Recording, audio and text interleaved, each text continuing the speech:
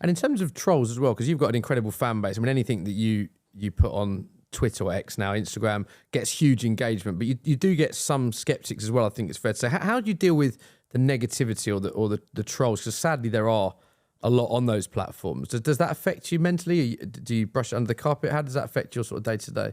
I think it affected me a lot at the start. There was numerous times at the start where I just thought I would stop it because the mental strain was just too much. It was really difficult because I'd never worked in a space that prepared me for that, even though, you talk about policing and, family events that are quite traumatic, but there's nothing quite like being on a social media platform. And then I remember there was a person from another YouTube channel, and I woke up on Christmas morning and somebody had said, "Have you seen this?" And it was like, I woke up this morning, got the presents I wanted, but didn't get the one I really wanted. Mark Goldbridge dead. And I was like, we don't know each other. He doesn't like me, so it's not banter. And it was like, that messed with my head, even though now I just laugh at it. But it messed with my head because I was like, well, he knows I've got kids and stuff. It's just not a nice thing to say. But you get way more than that. So I went through the sort of training, I suppose, of how do you deal with that? Do you stop doing it or do you carry on? And it's probably a lot worse now, but I don't take any notice of it. Like every now and again, people will say, "Have you seen this? Have you seen that?" But I'm like, ultimately in life, I suppose my past helped because there are people in life who do horrible things. You can't justify it. We see it on the news all the time. The problem people have is trying to comprehend it and understand it, and you never will. There's people out there who will do horrific things, and there's people on social media who will say horrific things. And ultimately, I choose to focus on the good people, and there's a lot of good people who know who I really am. And if people want to tell lies about me and say bad stuff about me, and a lot of people on social media believe anything as well. They'll believe that that you're a Forest fan, or they'll believe that you sacked somebody because you're greedy or anything like that. They'll believe it.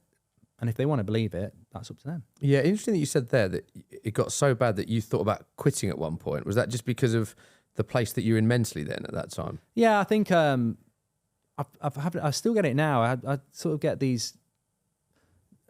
I describe it as waking up and thinking you haven't done your homework, which I used to have when I was a kid. Waking when you hadn't actually done your homework. Yeah. And I was just. I think it carried through life, and I was just getting to this point where I was just waking up, thinking things had happened that hadn't happened, and I was like, you can almost feel the tension in your chest, and I was like, this is not good. I was getting very, very stressed, and I actually remember I was working still at the bank, and there was some stuff going on. I think it was when my real name got released as well, which was quite a big thing at the time. Even now, I laugh at it when someone says, his real name's this, and I was like, I just found it all very stressful, and I was just like, I don't really need to do this. I can go and I've got a professional qualifications. Yeah, job. But then I was just sort of like, the stubbornness came through of, I really like, what, you're not going to not talk about football. You've got a bit of a platform. Why should you walk away? And in terms of where the stress came from, is that because people think you're someone that you're not with regards to the name? What exactly was that a stressful moment? I just think it was dealing with the fact that people were saying horrible things about you and your family and, what they'd like to do to you and stuff like that. And I just think they don't know me. It's weird. I just found it a little bit weird when first getting used to that. How is your mental health now? And is it something that you've just come to terms with, or actually does it still affect you like it did back then? I think in the general sense of the trolls, it doesn't massively bother me. I just think day to day, mental health is obviously something that's more prominent now, and I think that it does still have an impact on me. But I always have this. I have a bit of a, and I think a lot. The big thing is to talk about it, isn't it? Yeah. But I think I have a guilt trip towards it because I'll have people who message me, especially through COVID and even now, they love the community, whether it's That's Football or the podcast or whatever. They just love the community feel, because I think the way we do the content is we always try and involve people. And I think, through things like COVID, or you'll get people messaging you saying, my dad's dying, or he's got cancer, and this is just escapism, and you'll never know how much it's helped my mental health, which is absolutely fantastic. And I'll always acknowledge it, and I'll say, that's great to talk, and this is really important. But my own mental health, I don't really talk about it, because I just have this, I don't think I could ever talk about it. Certainly couldn't tweet about it, because it's almost like a guilt trip, because I feel like if I go, I do find it really difficult sometimes. Most mornings I wake up and I just don't feel good because people will go, yeah, but you slag Harry Maguire off, you slag this off, you slag that off. And it's like, I don't feel I can talk about it in that sense. Although I do talk about generally mental health, because I think that it's fantastic the amount that people can do for that. Yeah, I agree. It's interesting that you say that you feel like you can't talk about it, because the one thing about mental health is it doesn't discriminate against anyone from any walk of life can have those issues. I've been very open myself about the issues that I've had in the past. So do you wake up now and you still have really bad moments, do you? And a lot of that is brought on by the negativity directed towards you at times. Is that right? I think I've always had it.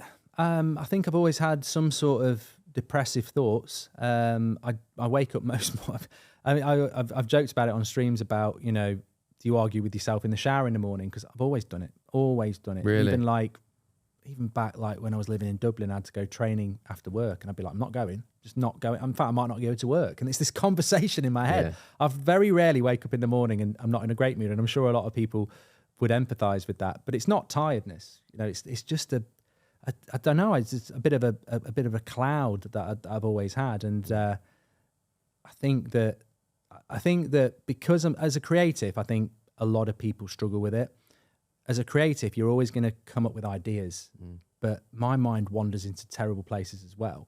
Not that I'm going to do anything. I'm not about to reveal anything like that, but I just think, I can get thinking about something and I cannot change my mind about it. And that's quite a negative pull on you anyway. And I think that's like when we go back to what the stuff at Twitter at the start, I think the mind probably wandered away from, I'd love 5 minutes in a room with Goldbridge to, what they're going to do, tie me up and, stick pins in my eyes and stuff like that, because that's just the way a creative mind works. Do you think a lot of that stems back, because you've been very honest in this pod of talking about your parents' divorce, and then when you're in the police force, seeing dead bodies and some of the horrific things that you've seen, and the trolling that you get. Do you think all of that has maybe taken its toll on you, or is a lot of that in the past?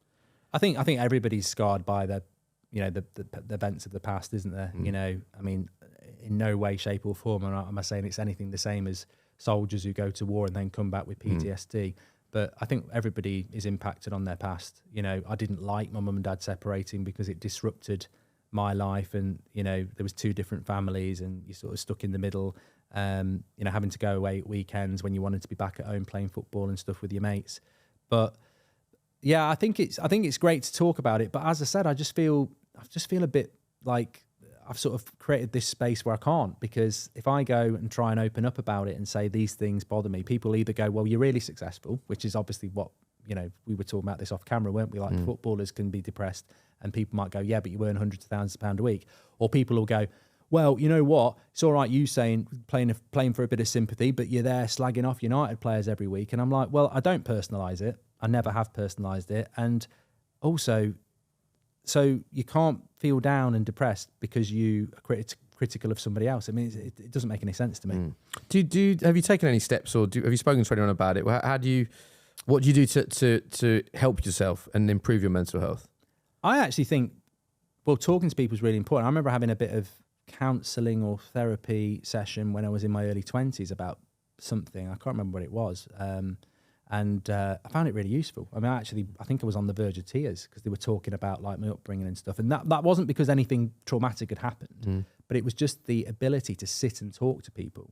And I think talking to somebody who's like, probably doesn't know you. Yeah, I think it's a really powerful thing. But as I say, I don't do it because in my home life, I wouldn't want to do it because I just feel like I still think there's that old cliche of, it's a weakness. And I think in my professional life, I just feel like people would just throw it back at you. And how do you find it now? You said that you look back on it, laugh. Are you mentally in a better place now because you're used to it? I mean, obviously, when they mention your family, that's just horrific. There's no need for that. But are you in a better place now because you're used to it? Is that, or you've overcome it? What do you put that down to? I'd say it's a lot worse now. I just don't go. Really? I don't go looking for it. Every now and again, you'll see it.